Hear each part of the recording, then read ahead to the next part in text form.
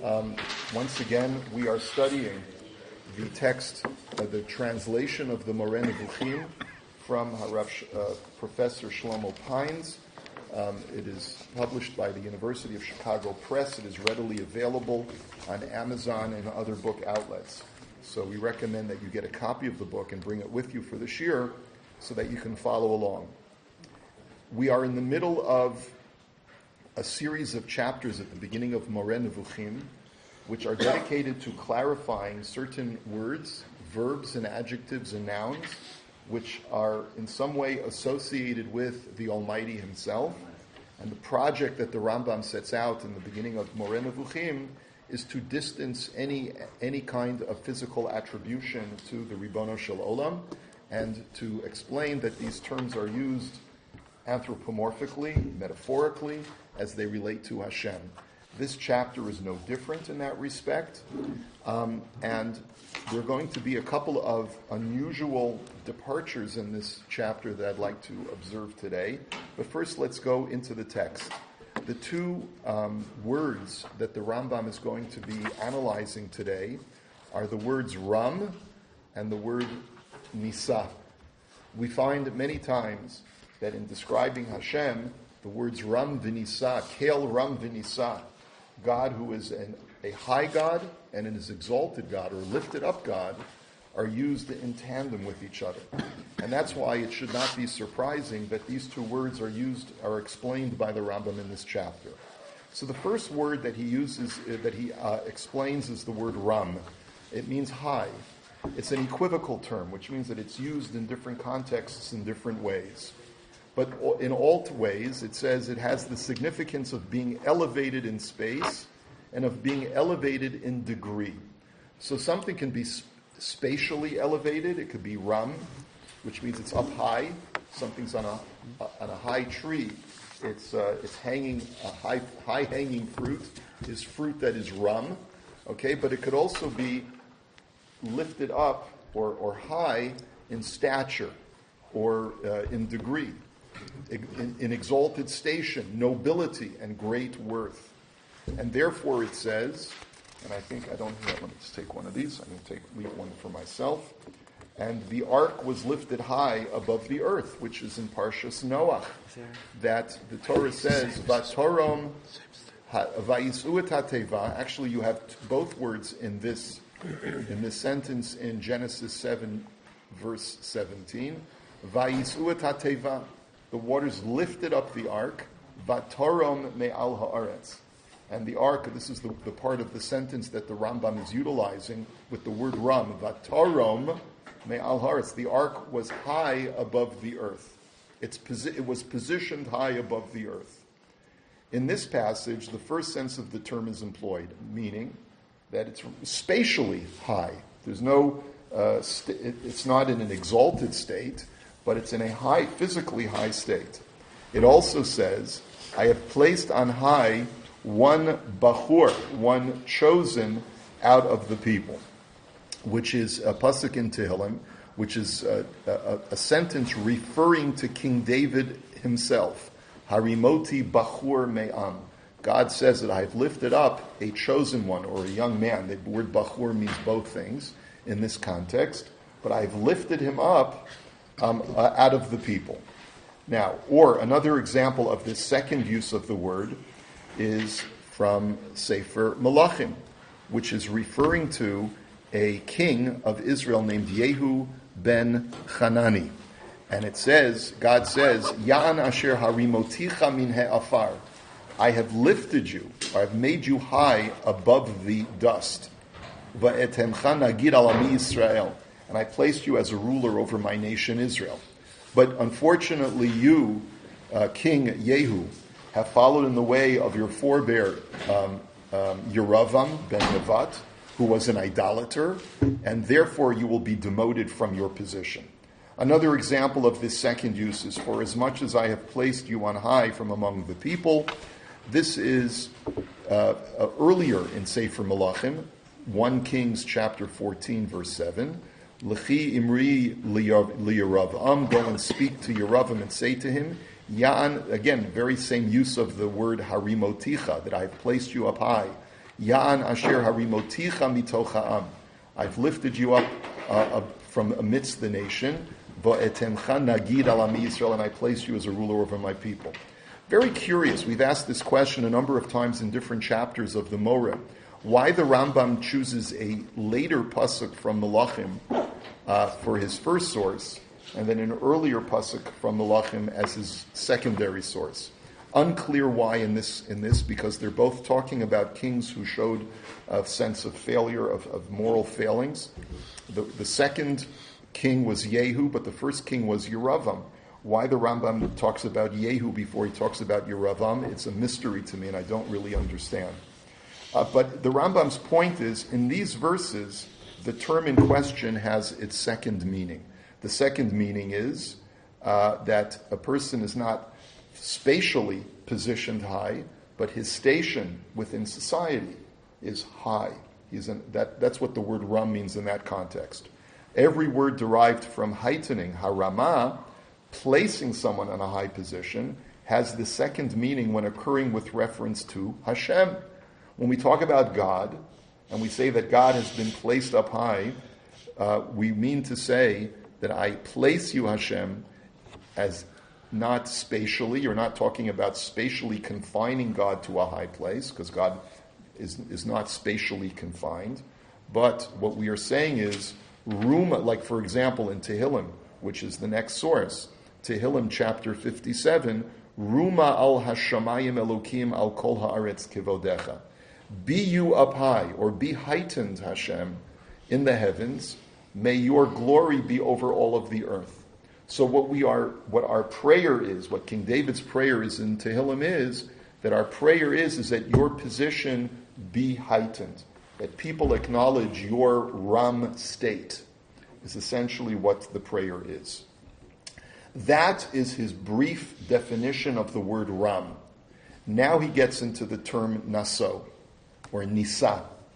The term to bear has similarly the signification of elevation in space and of elevation in degree and abundance of good fortune.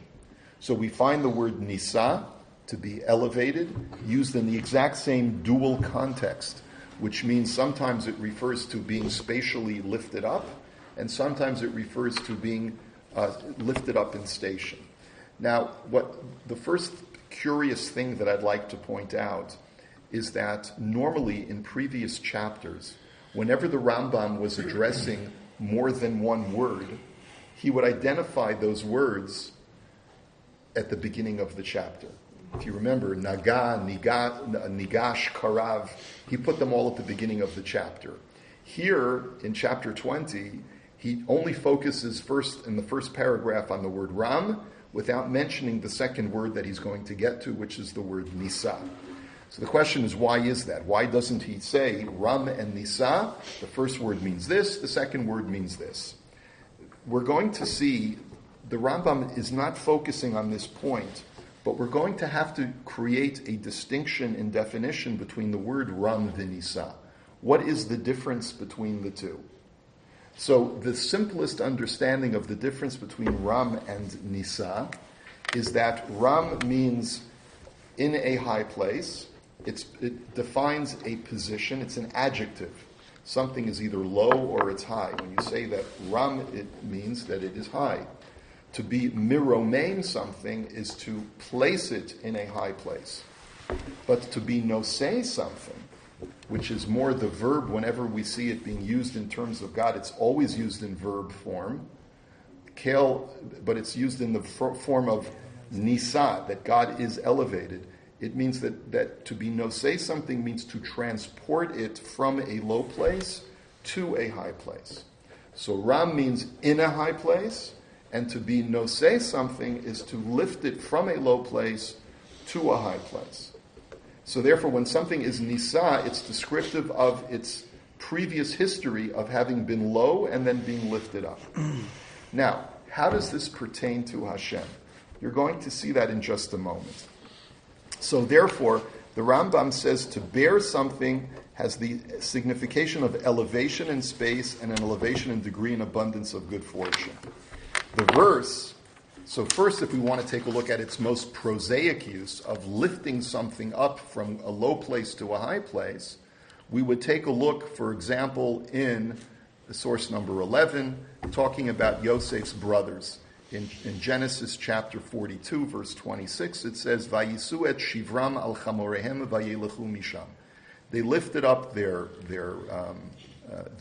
provisions on their donkeys, and they left from there. Talking about Yosef's brothers in their travels from Egypt.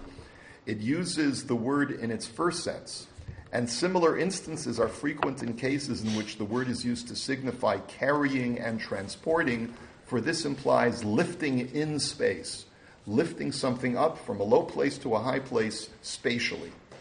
But the second meaning of the term is found in, and here we get to the more conceptual term of Nisa, which is, for example, V'tinaseh malchuto, that may the kingdom of the Jewish people be exalted or elevated or borne aloft, as he translates it. Next source is from Isaiah chapter 63, verse 9, that talks about that God is with the Jewish people wherever they are and in all of their travails, and he will send an angel to redeem them and to save them from their troubles. And it says at the end of the pasuk, "Vayinataleim vayinaseim kol yemei olam," that God will lift them and elevate them forever and ever. That when the Jewish people never have to fear, that the covenant of saving the Jews and elevating them will always exist. And therefore, that's the second use, which is not talking about a spatially lifting, but an elevation of the Jewish people. Another example is the next pasuk from Numbers chapter 16, that Korach accused Moshe and Aharon of lifting themselves up in station artificially above the Jewish people. Umadua titnasu'u al kahal Hashem. Why are you lifting yourselves up above the Jewish people? Not spatially lifting, of course, but placing your station above them. Every mention of Nisa that occurs with reference to God, may he be exalted, has this latter meaning. That we talk about God being Kel Ram V'Nisa, that God is elevated in station, not spatially elevated. Thus, so for example, let's look at a pasuk in Tehillim. Hinasei shofet haaretz. Right, God, you are a God of vengeance, and we say, Hinasei, may you be exalted, the judge of all of the earth. Or, thus says the high, he that is born on high. This is a pasuk in Isaiah. Kicho amar ram v'nisa. So does the high and exalted God say. Okay, in these passages, the word means elevation, exalted station, and great worth, not height and space. So why would they have both words together? Excellent question. We're going to get to that in just a second. But before we do, I want to finish the text of this chapter and note something unusual that the Rambam inserts over here. Up until now, we sort of finished our lexiconical aspect of this chapter, which is the Rambam is now finished explaining what the word Ram means and what the word Nisa means, and how each of these words can be used in relation to Hashem, who cannot be spatially confined, but yet these words appropriately refer to something conceptual, not physically confined in space. Fine. Now the next part is where it gets a little strange. And he says like this, perhaps my saying elevation in degree, exalted station, and great worth creates a difficulty for you. Maybe the fact that we're causing all of these words to be attributed to God, that may raise a question in your mind. For you may ask, how can you consider that many notions are included in one meaning? Which means, how is it that so many words can be, or so many different descriptions of God can be included in one word? And really more than that is also, how can so many types of different descriptions be used to describe a singular unitary God? Is really what the question is. However, it shall be made clear to you that in the opinion of those who have perfect apprehension, people who understand Hashem carefully and understand the philosophical conception of God properly, there should not be many attributive qualifications predicated of God. Meaning that God cannot be described in many, many terms, There's only one way of describing God, because God and the way he's described are all unitary. And that all the numerous attributive qualifications indicating any exaltation of him and of his great worth, power, perfection, bounty, and various other things refer to one and the same notion. There are many words that exist in the Hebrew vocabulary. They all can be used in the description of God, but they are all not the truly accurate description, because just as God is absolutely unitary, there are not multitudinous ways to describe him. There's only one way to describe God, despite the fact that we have many words that are being used to describe Hashem. That notion is his essence and nothing outside this essence. You can only describe God in terms of himself, because he is sui generis. There is nothing else that describes God other than God himself. Now, of course, this upends everything the Rambam has been saying up until now. There are so many words that we find in Tanakh that describe God, and the Rambam is essentially telling you none of them accurately describe Hashem. God can only be described in his essence by himself. The only way you can describe God is to say that he is God. There's no other way to accurately describe him. Chapters on the names and attributes will reach you later. In this chapter, my purpose is to show that the words the high, he that is born on high, do not have the meaning and signification of height and space, but of elevation and degree. And he says, but we're going to get to that later. When we talk about Hashem and we talk about his attributes, it's going to be important for us to realize that, as the Rambam will discuss in later chapters when he talks about the kalam, which is a certain type of philosophy, he's going to explain how the true definition of God cannot be by using any word that we have in our vocabulary to describe him. Those are all descriptive of the attributes or manifestations of God in this world, but God himself cannot be accurately described. And furthermore, any attributes that we note that God does possess are unlike the attributes that we ascribe to other sentient beings, where they are one thing and their attributes are something else. But in reality, God and his attributes are one and the same, because God is the ultimate unitary being who cannot be broken down into his constituent parts, nor can he and his attributes be divided from each other in any way. This is a philosophical concept, which he says, don't get bogged down now. He says, because that's not my objective in this chapter. We're still in a rudimentary chapter of the Moreh Nevukhim, and my objective here was simply to tell you that the words Ram v'Nisa do not describe in spatial terms, but rather in conceptual terms of being elevated and exalted in an honorific way, that he is held in high esteem. That's the way that we understand these words. Now let's go back to Yisrael's question. So the question is, if it is something to be, it is a disadvantage to use multiple terms to describe Hashem, because none of those terms, especially the more multitudinous those descriptions come, the more it detracts from God's unity, which is something that the Rambam is going to focus on many, many places. So then, why do you have these two words? What is the difference between Ram and Nisa? So we gave one small description up until now, which is Ram means high, and Nisa means to be placed or moved, transported from a lower place to a higher place. Now, how does that pertain to God? So let's take a look. There are two commentaries that we're going to be looking at today. One is the Malbim and one is the Vilna Gaon. And I think that they are both coming at it from two opposite directions, but they're really both describing the same phenomenon.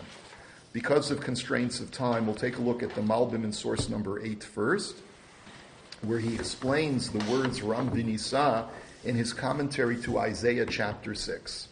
And he says, I've explained elsewhere the difference between Ram v'Nisa, but for our purposes over here, wrote Salomer, Ram ba'atzmo, v'Nisa al yedei beriotav. That the word Ram, says the Malbim, means that God is essentially or intrinsically high, and Nisa means that through his creations, he is exalted. Okay, so that's one definition of the difference between Ram and Nisa. That God is essentially or intrinsically high, and then the way that he manifests in his world is in an exalted way. Now, let's just hold that for a minute, and we'll we're going to conjoin that with the commentary of the Vilna Gaon. The Vilna Gaon's commentary appears in a machzor that was published relatively recently, it's called the Machzor Hagra, and it culls from a number of different sources of the Vilna Gaon's writings. And in this particular paragraph, which is going on the Gra's commentary to the Aleinu prayer, he talks about the difference between Ram and Nisa. And he says like this. He says that Ram hu biyachas atzmo yesh lo ramamut al zulato b'ma'alot rabot, that the word Ram means that based on one's own intrinsic value, one is higher than others. V'nisa hu gam she'en lo ma'alot be'etzem efes hu nisa b'chavod mikol ha'olam. But the word Nisa means that a person does not have intrinsic value to be high, but rather is elevated through some external circumstance.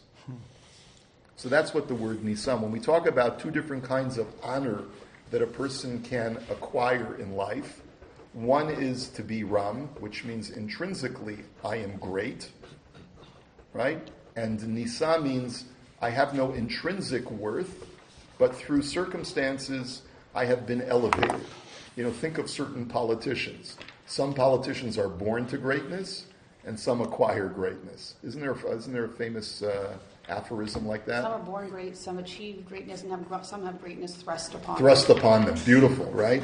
Some are born great. What is it? Twelfth Night. Twelfth Night. Thank you. It's great to have Bacchius and Shakespeare, to have the people here at the Shir. So some are born to greatness and are intrinsically great. Some have greatness thrust upon them. That's what the word Vinisa means. Now, what in the world does this have to do with the Ribono Shel Olam? How can you say that God has greatness thrust upon him? That's not what it means. And what does it have to do with the Malbim's explanation that Ram is referring to God himself and Nisa refers to his creations, that he is high through his creations? So I think if you put these two together, what the meaning is like this. When we describe Hashem as being Ram, we are acknowledging that God's true essence is in a place that is extremely high, which we will never fully understand. But what we can understand is that the way that God manifests himself in this world is, in many ways, something glorious to behold. But the challenge in life is to be noseh, to lift up that which sometimes appears prosaic and mundane, and to truly acknowledge that it is great in itself. You can wake up every morning and see the sunrise. And one person can look at the sunrise and say, unremarkable, same sun that I saw yesterday.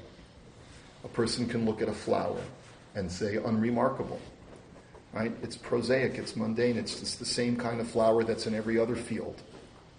But to be noseh, the sunrise, or to be noseh, the flower, is to say that this is an act of God.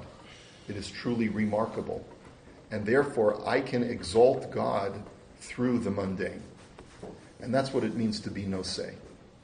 And that is particularly why the word Ram appears as purely an adjective descriptive of God, where Nisa is descriptive of a verb that is being done in my mind to elevate Hashem in my mind. I elevate Hashem by observing his creation, by observing his world, and by thinking about, contemplating the world that Hashem has created, and therefore I say God is Nisa. And that is the obligation of every Jew, of every person who is thinking about God, to elevate Hashem. Not only to acknowledge that God is Ram, that's the first exercise that we have to do, and then we have to find God in creation and elevate him through creation. So therefore, that's why Ram comes first, Nisa comes second, and why in Kaddish we say, Yitbarach v'yishtabach v'yitpa'ar v'yitromam v'yitnaseh. V'yitromam v'yitnaseh means that God is placed up high, in the fact that when we think about God, we acknowledge that essentially he is exalted above everything. And then v'yitnaseh. And then the second exercise is through contemplation of his creation to exalt him and to take all of the experiences of life and to use that and say that these are all from an exalted God. What part of Kaddish is that? Is it the beginning, the end? Where is it? It's the middle. The middle. Yitbarach, Yitramam, Yitbar, Yitramam, Yitnaseh. It's right before, it's after Yeheshemei Rabbah, okay. right? Right before Barichu. Okay. And that really brings us to our second question, which is, the Rambam at the very end of this section really is asking a question that he could have asked at any point over the last 20 chapters, which is, you're using words to describe Hashem, and there are multiple words that are descriptive of God. How can there be multiple attributes when God is unitary? And that really seems to be one way of at least understanding his question. How can you consider that many notions are included in one meaning? How can you make many meanings out of one meaning? Because that's what no say is. Right. So the fact is that part and parcel of his question is that to really understand God is that God is only unitary in the way that he can be defined. We can't define God in more than one way because that would take away from his unitary essence by his very definition. Why is the Rambam only asking this question over here? He could have asked that question for any of the other words that are used to describe Hashem. That God is the Tzur, God is this, God is all of the other terms that we use to describe Hashem and the way that he interacts with our world.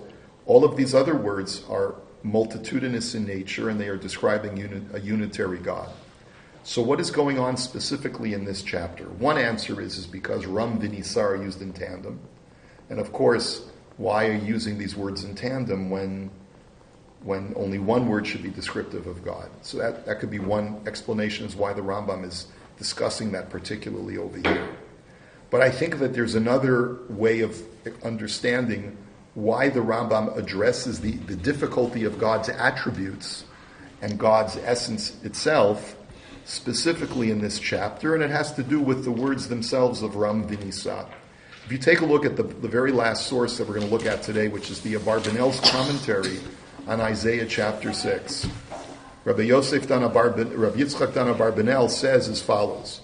It says, V'eret Hashem Yoshev al Kisei Ram v'Nisa, that the prophet Isaiah says that I saw God sitting on a throne that is Ram v'Nisa. So the Abarbanel says as follows, Ve'efshar lefaresh Ram v'Nisa mito arav yitbarach lo to'arei hakisei. So first of all, when we talk about God and his throne, what does the word throne mean? What does it mean that God sits on a throne? So we talked about the idea of God being seated in a previous chapter. And when we talk about the Kisei of Hashem, we really are referring to a manifestation of God in this world, the way that God manifests himself. V'shehu al derech kicho amar ram v'nisa shochein ad v'kadosh shemo. And it's also similar to Isaiah 57, where God, who is Ram v'Nisa, who dwells forever, and his name is exalted. Yomar, Shera'a shehakel yitbarach shehaya yoshev al hakisei. What Isaiah is describing is his vision of God seated on a throne. Haya Ram v'Nisa betachlit haromemut v'nivdal mimadregat hakisei tachlit hahevdel. What he's essentially describing is that even though we think of God seated on a throne in our prophetic vision, nevertheless, the throne is God's manifestation, and we must not confuse his manifestation with his essence. The throne is the way that God reveals himself to creation, and God's essence is Ram v'Nisa, is elevated above the way that he manifests himself in the world. Ulefi shahakisehu gashmi, lachein kedei lahavdilo mimenu amar shahayahu yitbarach ram v'Nisa be'erech oto kisei asher zachar. And because a throne is something that can be physically imagined, and God is elevated above any kind of physical imagining, you cannot project an image of God even mentally to even create any kind of physical representation of God because he is so far above that. That's why the prophet says that God is Ram V'Nisa in relation to his throne. Now, if you understand that the words themselves, Ram V'Nisa, are used by the prophet Isaiah to describe the absolute departure of God from anything that could possibly describe him, or any way of him manifesting himself in the physical world, you immediately understand why the Rambam finds this paragraph at the end of chapter 20 to be particularly significant over here. The words themselves, Ram V'Nisa, are used prophetically, are used in Tanakh to describe a God who defies any kind of description. It means, by definition, the words Ram V'Nisa means elevated above description. He is so exalted and elevated that there's absolutely no way to properly describe him in any kind of anthropomorphic term. That's how Ram V'Nisa are used by Isaiah. And as such, the Rambam feels it's necessary to deliver that message, particularly in this chapter where we're defining the words Ram V'Nisa. So at the very time that we're defining God in terms of Ram V'Nisa as being exalted and elevated, and using what he calls the word that we find an equivocal term, meaning they can have two meanings. He says, but make sure you understand that even when we're using a term which can sometimes be used to describe a spatial, physical kind of phenomenon, Ram V'Nisa, as it's used in Tanakh, is describing a God who is elevated above any kind of physical description. All right, I've used up enough time. Any questions, comments? Yes, Miriam.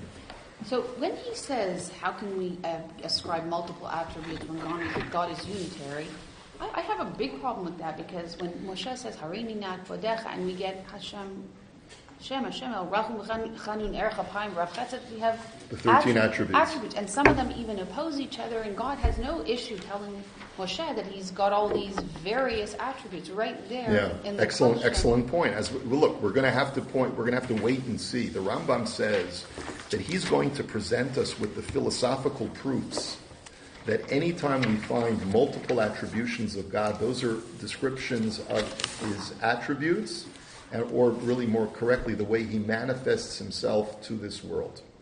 But God, in his essential essence, the way he really is, cannot be broken down to Hashem, Kel Rachum B'Chanun, etc. And Rambam has an actual insight into what that single essence is? Yeah, well, that single essence defies any kind of description other than it is God. And he's going to use the philosophical definition, but we're not at that point yet where we can sort of appreciate what he's really telling us over here. Okay? That brings to mind the song we used to sing, Ram, Ram, Ram, Al Kol Goyim Hashem, Al Hashemayim. Does Rav know that? Sorry, it's a little bit before my time. I apologize. Have a great day, everyone.